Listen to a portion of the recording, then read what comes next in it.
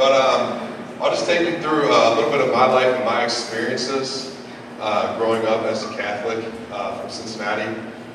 Very similar to Bryce, I had gone to Catholic school from the time I was little to the time I graduated high school, and my parents always believed in a strong root of Catholicism, and that's kind of been the foundation for everything that I've been taught.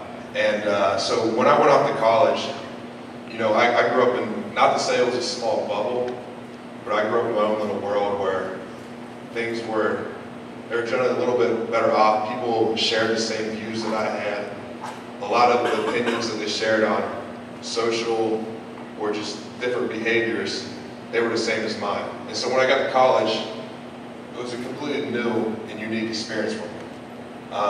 A lot of the views are challenged. No matter who you are here, when you go to college, the beauty of it is that a lot of people are different in college. And I guarantee you, whoever you room with, they're going to be different than you.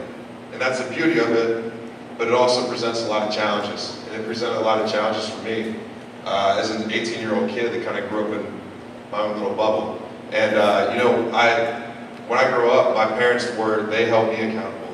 My friends, they held me accountable. When you go to college, all that stuff is 2 hours down 71. It's a little bit different. So for me, it took me a little bit of time to figure out, how do I hold myself accountable to God, to others, to my family? And the best way for me to do that was through friends and through people that I met. And one of those people was Bryce. And you find people that are going to share the similar values that you have, that hold you accountable. Whether it's, I grew up, I went to Mass every Sunday. And so I got away from that when I got to college.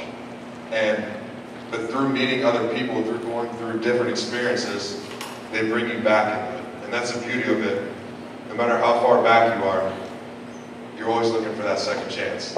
And God will give it to you. And, you know, I was thinking about some of the different messages that I've been privileged to receive as part of the Ohio State football. And one of the messages that we got from a guy was, first you got to make a choice. Whatever you do, make a choice on something. You say, I'm going to change this part of my life. And the next part of that, you have to make a sacrifice. You have to give up something in order to change who you are, or that habit, or whatever habit, or whatever is holding you down. And lastly, you have to give it time. You have to give it time to pray about it. You have to give it time to think about it. You have to give it time to get rid of this. It's not going to happen overnight. But we abbreviate that in CST. And that's kind of a strategy that I've used whenever you have something, one of those challenges, to help get away from it. And that's been very beneficial to me. So, through my experiences of college, I've learned a lot about myself, learned a lot about others, and I've learned a lot about my faith with God. And one of the main things that I even had a conversation with the priest in confession right before this, and it came down to, you know, the reason that we're here, the reason I'm here, the reason that everybody's here, is that we fall short of the glory of God, but we're here to make up for that difference.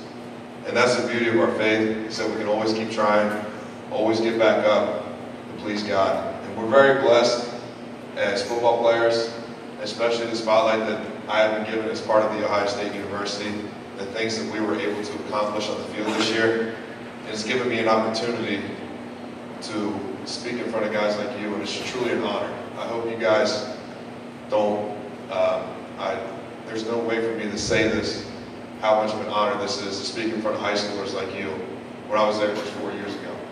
And so I hope you learned something from me or Bryce today.